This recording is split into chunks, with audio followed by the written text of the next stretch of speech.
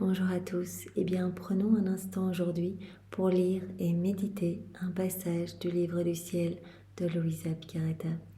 Au nom du Père qui m'a créé, du Fils qui m'a sauvé et du Saint-Esprit qui me sanctifie. Amen. Jésus, je m'immerge en toi dans ta divine volonté. Je m'unis à toi. Je m'identifie à toi.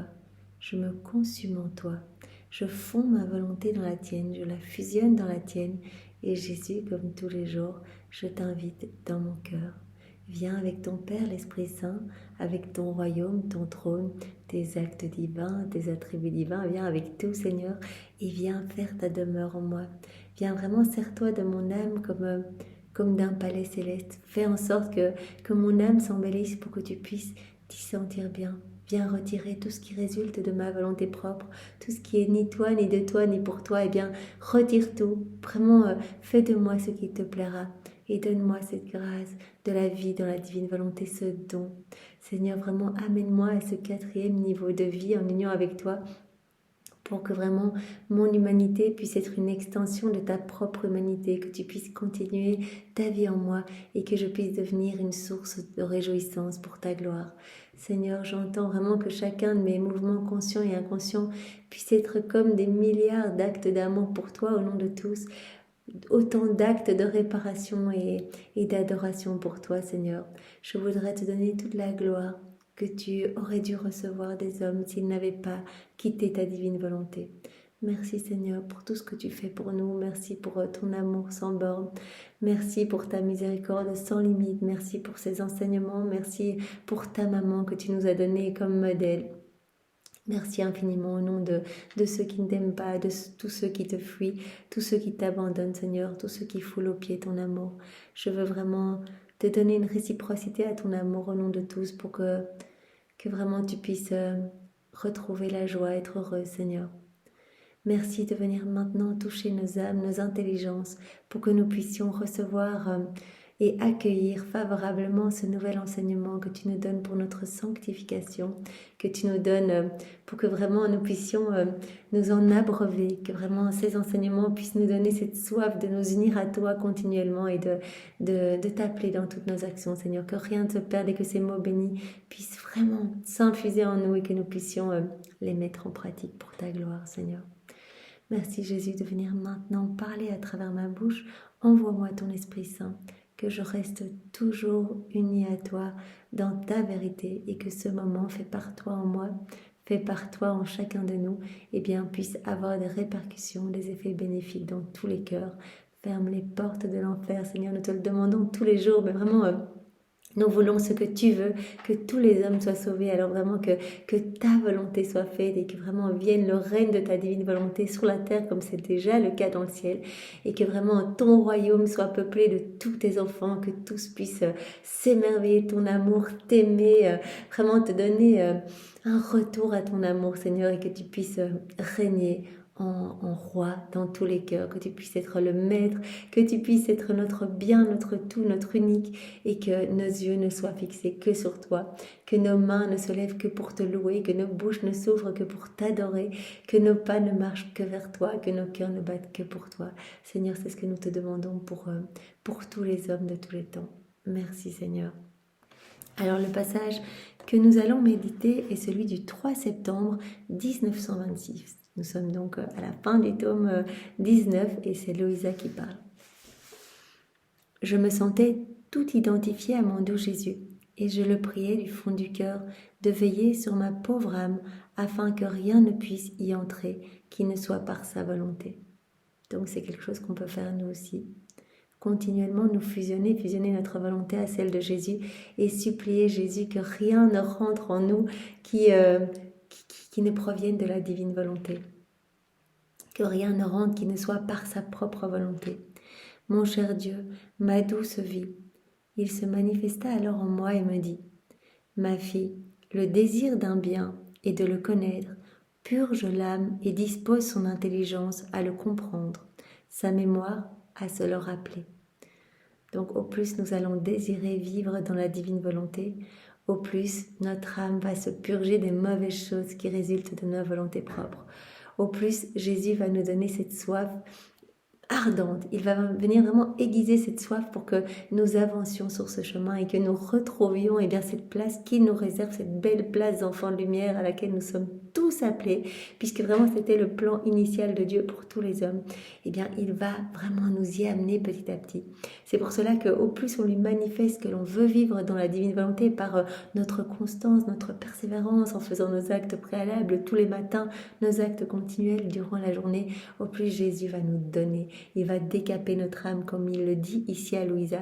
Il va venir purger notre cœur pour nous donner plus de lui, plus de sa lumière, plus de sa splendeur, pour que sa divine volonté puisse opérer librement, puisse agir librement à partir de ce que nous sommes. Donc vraiment, le désir de vivre dans ma divine volonté, nous dit Jésus, de connaître chaque fois un peu plus à propos de la divine volonté, bien cela va nettoyer l'âme, la purger et la disposer, va disposer l'intelligence de l'homme à comprendre. Vraiment, Jésus va venir nous donner son intelligence, sa sagesse pour que nous puissions comprendre. Il va disposer également notre mémoire pour que nous puissions nous rappeler ce à quoi Jésus nous destine, ce à quoi Jésus nous appelle, ce retour vraiment à la source. Sa volonté sent son appétit aiguisé pour en faire sa nourriture et sa vie, ce qui invite Dieu à lui donner ce bien et à le lui faire connaître. Donc Jésus regarde chacun de nous et peut percer vraiment nos intentions les plus profondes et il regarde si vraiment on a ce désir de vivre dans la divine volonté ou si c'est, on a entendu quelque chose à propos de la divine volonté, on le demande, mais en fait on n'en a pas réellement envie, on n'est pas prêt à quitter notre volonté propre. Il va vraiment sonder notre âme pour regarder si c'est quelque chose qui nous tient à cœur. Il ne va pas nous donner ce don si on le fait vraiment comme ça à la légère et qu'on n'en a pas du tout envie finalement. Donc vraiment, Dieu va être invité en voyant notre constance, notre persévérance. Dieu va être invité à nous donner ce grand bien et à nous le faire connaître. Désirer un bien et vouloir le connaître est semblable à de l'appétit. En plus, on va faire des actes dans la divine volonté, au plus on va demander à Jésus de nous donner ce grand bien, au plus notre appétit va s'accroître, notre appétit de nous unir à Jésus. Voilà, c'est vraiment cela qu'il nous donne comme comparaison. Désirer un bien, le vouloir, le connaître, c'est vraiment semblable à de l'appétit pour une nourriture. Lorsqu'il y a de l'appétit, on en sent le goût, on la mange avec plaisir, on est heureux et on est satisfait d'avoir pris cette nourriture. On conserve le désir d'en reprendre. Quand on a de l'appétit, on est super content, tout va vraiment nous faire plaisir, on va manger avec de la joie, etc.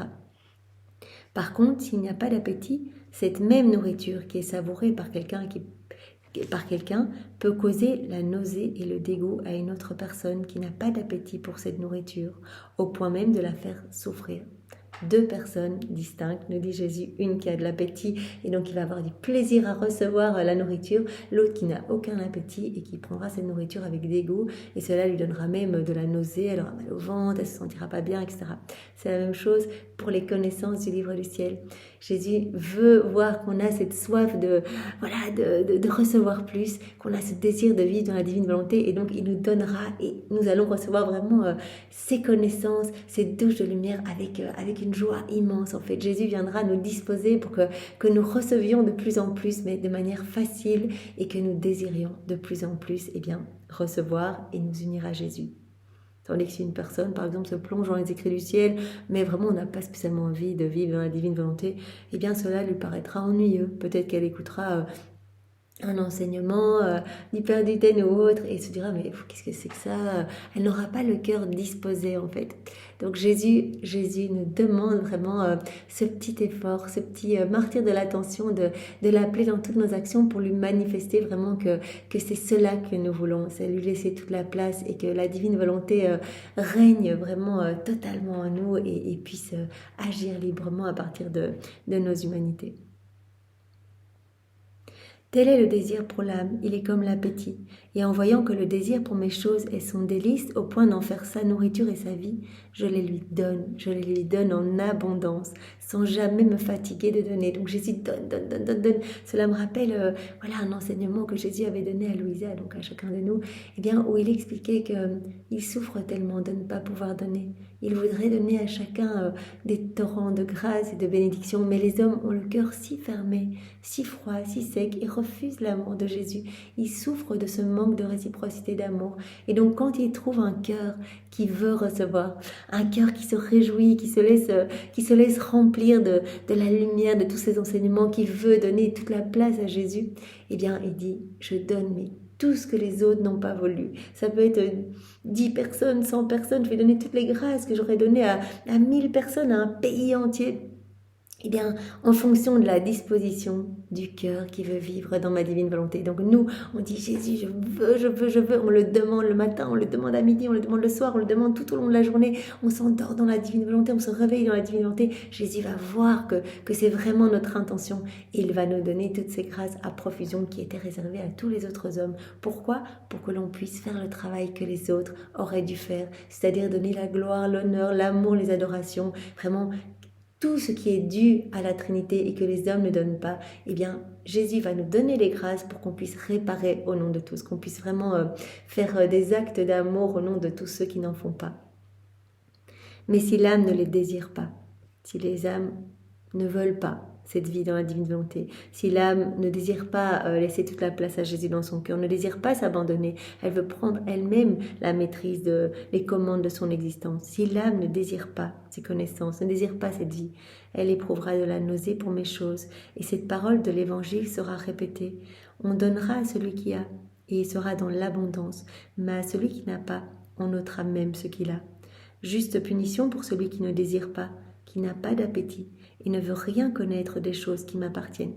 Donc vous voyez, cet enseignement nous montre vraiment avec insistance combien cela fait plaisir à Jésus, cette constance, cette persévérance, de lui demander tout le temps. Et à chaque fois qu'on demande, eh bien c'est le royaume de la divine volonté qui se rapproche un petit peu de la terre. C'est Jésus qui donne des grâces à profusion dans des cœurs même qui sont tout secs, qui ne veulent rien entendre, etc. Et donc il redonne des nouvelles grâces à chaque fois qu'on s'unit à lui, à chaque fois qu'on demande. Eh bien c'est comme si on insistait au nom de toute l'humanité entière, au nom de tous les hommes. C'est comme si notre voix était le haut-parleur de toutes les générations passées, présentes et futures, pour que Jésus nous accorde ce grand bien à tous. Donc vraiment, insistons, cela fait plaisir à Jésus. Donc comme il continue, juste punition pour celui qui ne désire pas, qui n'a pas d'appétit et ne veut rien connaître des choses qui m'appartiennent. Il n'aura rien, il n'aura pas vraiment cette soif qui va grandir. Parce que Jésus l'a dit, moi je fais tout dans mes écrits du ciel pour vous séduire. Vraiment, si vous vous y plongez et que je vois vraiment que votre intention est pure, eh bien vous allez vraiment en être façonné. Il vous sera difficile de faire marche arrière. D'ailleurs, souvent on dit, voilà, pour la personne qui a fait un pas dans la divine volonté, eh bien il n'y a plus de retour possible. Une fois qu'on a donné notre oui, mais vraiment avec tout notre cœur, vraiment notre oui, de laisser Jésus vivre en nous, eh bien directement, voilà, il opère ce travail, il n'y a plus de retour possible. Mais il a besoin de cette constance, il a besoin vraiment qu'on lui manifeste que c'est vraiment ce qu'on veut. Il est juste que cela soit enlevé à l'âme qui n'en a rien à faire et que cela soit donné à celui qui possède déjà beaucoup. Après quoi je pensais m'identifier à la sainte divine volonté, et me retrouvant dans son immense lumière, je sentais ses rayons divins pénétrer profondément en moi, au point de me transformer dans sa lumière même. Voilà, donc Jésus prend souvent cette comparaison, la divine volonté, c'est comme un grand bain de lumière comprenant la volonté de Jésus, sa divinité, son humanité, ses mérites, ses attributs, il y a tout en fait. Il y a toute l'œuvre de la création, de la rédemption, de la sanctification, et donc quand Louisa, elle se plonge dans ce grand bain de lumière, elle se sent vraiment travaillée par tous ces rayons de lumière. Je sentais donc ces divins rayons pénétrer profondément en moi au point de me transformer dans sa lumière même. Donc vraiment, au plus on va se plonger dans la divine volonté comme le fait la Louisa pour nous le montrer, eh bien au plus nous allons grandir dans cette ressemblance avec Jésus, au plus vraiment sa lumière va venir décaper notre âme et y retirer de notre âme bien tout ce qu'il y a de mauvais, tout ce qu'il y a de sombre, parce que la divine volonté, elle est en nous, mais nous l'étouffons par nos mauvaises actions, nos mauvais désirs, nos mauvaises pensées, voilà, tout ce qui résulte de notre ego, de notre orgueil. Donc vraiment, à chaque fois que nous faisons un pas vers Jésus, à chaque fois que nous nous immergeons dans sa divine volonté, eh bien nous laissons plus de place à la lumière en nous. Jésus sortit de mon intérieur et me dit « Ma fille, combien la lumière de ma volonté est belle, pénétrante, communicative et transformante. Elle est plus que le soleil qui, en brillant sur la terre, donne avec libéralité les effets que contient sa lumière. Il n'attend pas non plus qu'on le lui demande. Et spontanément, sa lumière couvre la surface de la terre et donne ce qu'elle a à tout ce qu'elle rencontre. Voilà, Jésus fait à nouveau la comparaison, la lumière de la divine volonté avec la lumière du soleil. Le soleil, voilà, il ne choisit pas à qui il donne. Et vraiment, tout ce qu'il rencontre, il va donner sa lumière, il va donner vie, chaleur à toute la terre. Elle donne de la douceur et du goût aux fruits, donc la lumière du soleil, de la couleur et du parfum à la fleur, de la croissance aux plantes. À toute chose, le soleil donne les effets et les biens qu'il contient, sans excepter personne. Il suffit que sa lumière les touche, les pénètre et les réchauffe pour accomplir son œuvre. Et Jésus dit, eh bien ma volonté, c'est bien plus encore que le soleil. La lumière de ma divine volonté, c'est mais infiniment plus que la lumière du soleil qui fait déjà tout ce travail incroyable ou donne la vie à tout, etc. Pourvu que l'âme s'expose à ses rayons vivifiants et bannit l'obscurité et la nuit de sa volonté humaine, sa lumière, donc la lumière de la divine volonté, se lève et investit l'âme, pénètre ses fibres les plus intimes pour disperser les ombres et les atomes de la volonté humaine. Il suffit que nous ayons ce désir de vivre dans la divine volonté, c'est-à-dire s'exposer à cette lumière. On se met vraiment dans l'axe pour recevoir ces rayons et directement ces rayons vont venir nous réchauffer, nous purifier, nous transformer, nous décaper et vraiment chasser les ténèbres qu'il y a en nous, qu'il y a dans nos âmes, tout ce qui résulte vraiment de notre volonté humaine. Comme dit Jésus ici, cette lumière va disperser les ombres et les atomes de la volonté humaine. Lorsque sa lumière brille sur l'âme et qu'elle la reçoit, ma volonté communique tous les effets qu'elle contient, car issue de l'être suprême, ma volonté contient toutes les qualités de la nature divine. On sait bien que voilà, la divine volonté elle contient tout, tous les attributs divins, les qualités divines, etc. Donc il suffit que l'on soit touché par cette lumière, qu'on se laisse toucher, parce qu'il y a toujours notre libre arbitre eh bien, de nous écarter de cette lumière, d'agir dans nos ténèbres, dans notre volonté propre, ou de s'exposer. Si l'on donne notre oui, notre fiat, que ta volonté soit faite sur ma vie, Seigneur, directement, eh bien, ces rayons viennent vraiment nous transformer et nous donner eh bien, les qualités divines même de Dieu. C'est-à-dire que nous allons recevoir en nous, on va être investi de cette lumière qui va nous communiquer la bonté, l'amour, la puissance, la fermeté, la miséricorde et toutes les qualités divines. On ne va pas les recevoir superficiellement, mais de façon réelle et propre, à transmuter toutes ces qualités dans notre nature humaine. Si bien que notre âme ressentira en elle-même, comme lui appartenant, la nature de la véritable bonté, de la puissance, de la douceur, de la miséricorde, et ainsi de suite.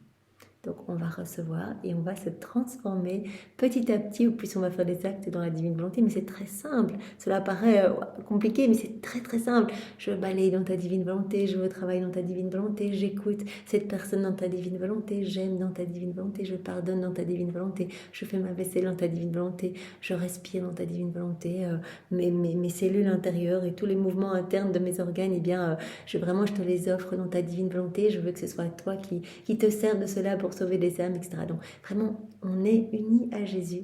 Il suffit d'en avoir l'intention. Et cela se passe. L'attention et l'intention, nous dit souvent Jésus. Être attentif à rester vraiment immergé en Jésus et vraiment avoir l'intention de lui faire plaisir, de le glorifier par toutes nos actions. Et donc directement, Jésus va opérer ce travail au point de nous donner ses qualités divines, ses attributs divins. Et nous allons de plus en plus ressentir en nous eh bien, sa présence, sa douceur, sa puissance, sa bonté, sa miséricorde qui va s'exercer à partir de ce que nous sommes. Donc nous allons pouvoir pardonner avec le pardon de Jésus, aimer avec son amour, regarder avec les yeux même de Jésus. C'est lui qui fera ce travail en nous. Et donc, à force, eh bien, il va nous amener vraiment à devenir comme d'autres Jésus sur la terre. Seule ma volonté a ce pouvoir de convertir ces vertus dans la nature d'une créature. Donc la divine volonté, il suffit que la créature soit attentive et ait l'intention de vivre dans la divine volonté et elle va recevoir les attributs divins. Jésus nous dit, seule ma volonté a le pouvoir de convertir ces vertus dans la nature d'une créature humaine. mais seulement pour celles qui s'abandonnent. Jésus rajoute la petite condition voilà, qui faisait l'objet de cet enseignement. Il faut que l'âme le veuille, il faut que l'âme le désire, que l'âme ait soif de s'unir à Jésus. Seulement donc pour l'âme qui s'abandonne et se livre à sa lumière, à la lumière de la divine volonté et à sa chaleur, et éloigne de ma volonté la nuit ténébreuse de sa propre volonté, nuit véritable et parfaite de la pauvre créature. Il suffit d'en avoir le désir. C'est vraiment comme face au soleil. Voilà, on va se mettre dans le bon axe pour recevoir toute cette lumière et nous laisser vraiment transformer. On va recevoir toutes les qualités divines, etc. Mais il faut avoir ce désir de lâcher les commandes de notre existence, de nous abandonner dans les bras de Jésus et de le laisser faire en nous. Lui qui nous connaît mieux que personne, lui qui nous aime infiniment. Nous sommes ses enfants. Il sait exactement ce qu'il faut pour chacun, pour sa sanctification. Pas une sainteté humaine, une sainteté divine, sa propre sainteté. Vous serez saints comme le Père Céleste est saint, nous a dit Jésus. Alors vraiment, nous pouvons lui faire confiance et nous laisser guider, même si les choses paraissent un petit peu turbulentes, même si nous avons des tribulations dans notre vie. Prenons tout comme venant des mains divines de Jésus, parce que tout ce que nous allons vivre dans la divine volonté, c'est quelque chose que Jésus a autorisé. Donc vraiment, ça c'est vraiment, moi ça m'a énormément aidé de me dire, ben voilà, cet événement-là, c'est difficile. C'est comme si, c'est comme ça. Mais Jésus, tu l'as voulu, tu le veux. Tu veux que je vive cela pour que je me dépouille de certaines choses, pour que je t'aime mieux, pour que je m'ouvre davantage à toi et que vraiment je te laisse plus de place. Alors merci Seigneur, merci pour cette tribulation qui m'arrive. Je te loue, je te bénis, je t'adore, je te remercie. Vous voyez un petit peu le chemin que le Seigneur nous demande à chacun, c'est de le remercier en toutes circonstances. Ce n'est pas facile, mais vraiment il va nous y aider parce que comme il l'a dit au début, pour l'âme qui a le désir de se rapprocher de moi, de s'unir à moi, je déverse des torrents de grâce. Et vraiment, tout va devenir assez facile, tout va devenir ordre et harmonie dans cette âme, parce que moi, je ne suis qu'ordre et harmonie. Et donc, quand je m'installe, je fais de l'ordre. Je ne laisserai pas des choses vilaines dans cette âme. Donc, je vais vraiment la transformer. Et voilà, c'est vraiment magnifique. Et donc, je vous invite à la persévérance, puisque vraiment c'était l'objet de cet enseignement, de montrer à Jésus qu'on désire vivre dans la divine volonté, et vous allez voir que tout va se transformer. Après, tout sera grâce et le Seigneur va vraiment nous y aider. Il va vraiment nous y aider et vous verrez, vous replonger vraiment tout le temps dans les écrits du ciel, parce que voilà, c'est Jésus qui vous y attirera pour vous donner plus, puisque chaque enseignement est une vie divine qu'il nous donne. C'est vraiment un bain de lumière. Alors laissons-nous guider. Lui, il sait exactement ce qu'il nous faut. Merci Seigneur, vraiment au nom de tous, et touche de plus en plus de cœurs, Seigneur. Vraiment, nous te le demandons, vraiment que ta volonté soit faite sur la terre comme au ciel. Au nom du Père et du Fils et du Saint-Esprit. Amen. Soyez tous bénis. Passez une belle après-midi. Au revoir.